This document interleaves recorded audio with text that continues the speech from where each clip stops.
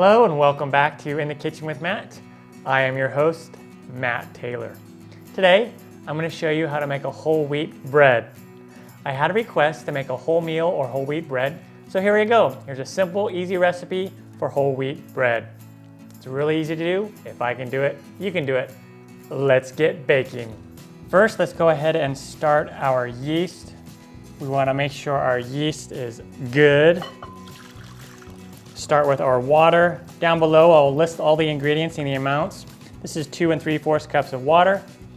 And we want to heat the water up to about 105 to 115 degrees Fahrenheit. We want the water nice and hot to activate the yeast. And now I'm going to add some sugar. This is a couple of teaspoons of sugar. This is going to be food for the yeast. I'm going to take a fork and just agitate that a little bit. And then 2 tablespoons of active dry yeast. Again, I'm just going to agitate it a little bit.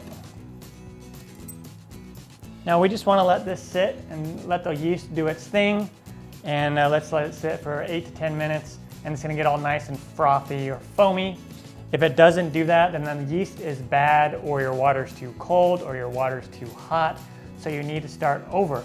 All right, let's just let it sit and get nice and foamy.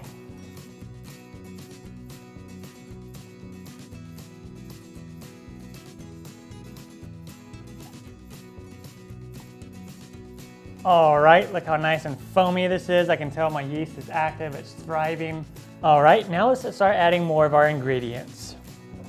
1/3 cup of oil. I'm using canola oil, but you can use any oil really. Olive oil, vegetable oil. And now I have a couple tablespoons of maple syrup here, or you could use molasses. And also about 1/3 cup of honey. Now I'm going to go ahead and take this wooden spoon. Let's just give this a nice little stir. And now I want to start incorporating my flour.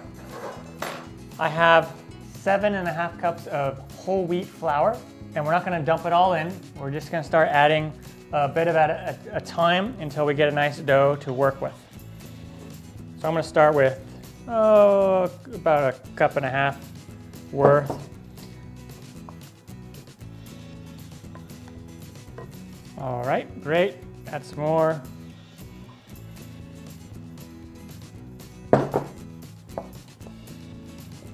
Now, if you are doing this in a KitchenAid mixer, obviously you'd be using your KitchenAid mixer bowl. I still don't have a KitchenAid. Most likely I'll get one at some point. Now, I had someone laugh at me one time in one of my videos, I think my cinnamon roll video, for holding my wooden spoon like this. The reason why I do this makes your arm act like a mixer. So whoever said that, there you go.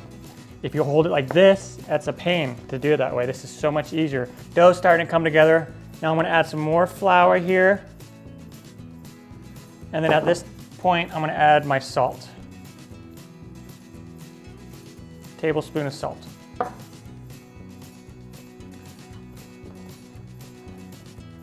Got some flour falling out. Great. It's coming together very nicely.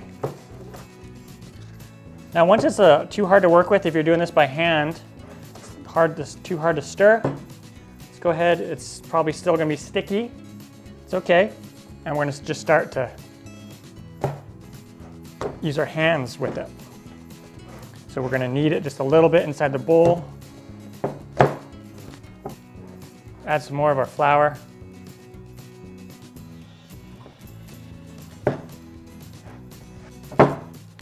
And then let's just go ahead and pour it all out onto our table or countertop, whatever your work surface is. And let's just start to hand knead this. And we'll start incorporating more of this flour. So you start with your 7.5 cups, that's what you have measured out, but likely you'll use a lot less of it. And normally when I'm not doing this on camera, I am standing up and doing this on the countertop, in case you're gonna laugh at me for baking while sitting down. Okay, so we're just gonna keep kneading and adding more flour, and we're gonna do this for 8 minutes. So I'll come back when that's all done. Here we go. Our dough is nice and ready to go. It's nice and springy. Be careful, like I said, don't throw all your flour in. I listed 7.5 cups because you might use up to that much, but most likely you're gonna wind up using only about 6 cups to 6.5. So as you can see, I have about a cup and a half left of flour here, and we'll use a little bit of this later. But for the main dough, this is ready to go. Now I took a large bowl. This is actually the bowl I normally make the bread in. And I just put a little bit of oil and got the sides in it. And I'm gonna just put this dough in here and just coat it a little bit. Just a step I like to do that helps keep the dough from drying out. Now I'll put it in the bowl and then take a damp cloth and just place it over it. Now we're gonna let this sit and let the dough rise for about an hour, hour and a half, and it's gonna get nice, pretty much doubled in size. All right, it's been about an hour. I'm gonna go ahead and check it. Yeah, look at that. I always get excited to see that my dough has risen. All right, I'm just gonna punch it down a little bit. And it's gonna get back to almost the original size. And then I'm gonna just drop it out there. Nice soft dough. And then use a dough cutter or a knife. Let's just go ahead and cut it in half. And then now we're gonna take a piece. And if you use that oil, you're probably not gonna need any extra flour because it's not gonna be very sticky. And we're just gonna kind of roll it a little bit so it shapes it. And then use your hands underneath and curl it about like that. And we're gonna take our bread pan. This is a 9x5 bread pan, so it's a large one. And then I use some Crisco shortening on the inside there and just drop it in. And then take a piece of plastic wrap, and I just sprayed this lightly on the inside here with some kitchen spray. I'm just gonna lay that over gently there. And then I'll lay my cloth back on top. And then we're gonna let this dough rise again for about another hour, and it's gonna get about doubled in size, and then we can bake it. All right, it's been about an hour. I'm gonna go ahead and check on our bread. Nice, it rose beautifully. Exactly what we wanna see. Now what we're gonna do is we're gonna go ahead and put these in a preheated oven, 350 degrees Fahrenheit, 176 Celsius, and we are gonna bake them for 35 to 40 minutes. They're gonna get nice and golden brown, and when you thump on them with your finger, it'll sound nice and hollow. All right, on to that step. I'll show you what they look like when they are done.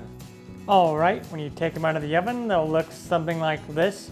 They may or may not have a nice little dome shape on the top, just depends. All right, so what we wanna do is we just wanna let them sit and cool in the pan for a little bit, and then what we can do is come in here and we're just gonna take them out. Looking nice.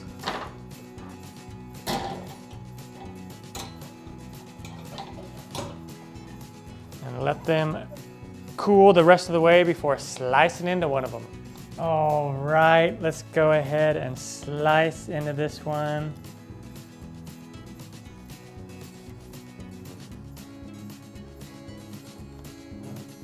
Nice, look at that. Nice whole wheat bread. All right, our whole wheat bread is done. Turned out fantastic, really easy to do, simple ingredients. If I can do it, you can do it. I'm Matt Taylor. This has been another episode of In the Kitchen with Matt. Thank you for joining me. As always, if you have any questions or comments or requests, put them down below and I will get back to you as soon as I can. Thumbs up, down the corner, push it. Don't forget to subscribe to my channel and check out my other videos.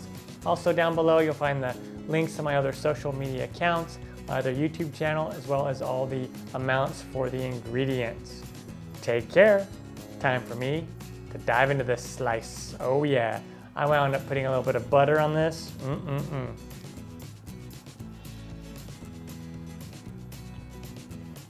Mm.